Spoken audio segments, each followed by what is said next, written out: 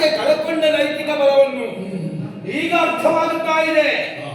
ಯೌವನದ ಹರೆಯದಲ್ಲಿ ಸಿಕ್ಕ ಗಂಡಸರ ಜೊತೆಯಲ್ಲಿ ಕಾಮದಾಟವನ್ನು ಆಡಿ ಮಧ್ಯ ವಯಸ್ಸು ಮೀರಿದ ಮೇಲೆ ಮಡಿವಂತಿಕೆಯನ್ನು ಹೊಂದಿ ಪರಮ ಪತಿವ್ರತೆಯ ಸೋಗಿನಲ್ಲಿ ದೇಹದಲ್ಲಿ ಒಂದಷ್ಟು ಬೊಜ್ಜನ್ನು ತುಂಬಿಕೊಂಡು ಶೂರ್ಪನಕೆಯಂತೆ ವ್ಯವಹರಿಸುವ ನಮ್ಮ ರಾಕ್ಷಸಿಯರ ಪಂಗಡ ಯಾವಾಗ ರಾವಣ ಮಾಡಿದ್ದನ್ನು ತಪ್ಪು, ರಾವಣನಿಗೆ ಯೋಗ್ಯತೆಯೇ ಇಲ್ಲ ಎನ್ನುವ ಹಾಗೆ ಬೆರಳೆತ್ತಿ ತೋರಿಸುವುದಕ್ಕೆ ಪ್ರಾರಂಭಿಸಿದರೋ ಅಲ್ಲಿಗೆ ರಾವಣನ ನೈತಿಕ ಬಲ ಸತ್ತು ಹೋಯಿತು.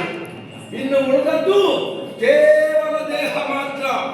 ಈ ದೇಹವನ್ನು ಉಳಿಸಿಕೊಂಡು ಬದುಕಬೇಕು ಅಂತ ಅನಿವಾರ್ಯತೆ ನನಗಿಲ್ಲ. ಯಾಕಿಲ್ಲ?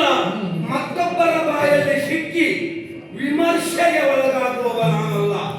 ವಿದ್ಯಾವಂತರಾದರೆ ತೊಂದರೆ ಇಲ್ಲ, ಅವಿದ್ಯಾವಂತರಿಗೂ ವಿಮರ್ಶೆಗೆ ನಾನು ವಿಷಯ ಆಗ್ತೇನೆ ಅಂತಾದ್ರೆ ರಾಮನ ಜೊತೆಯಲ್ಲಿ ಕಾದಾಟವೇ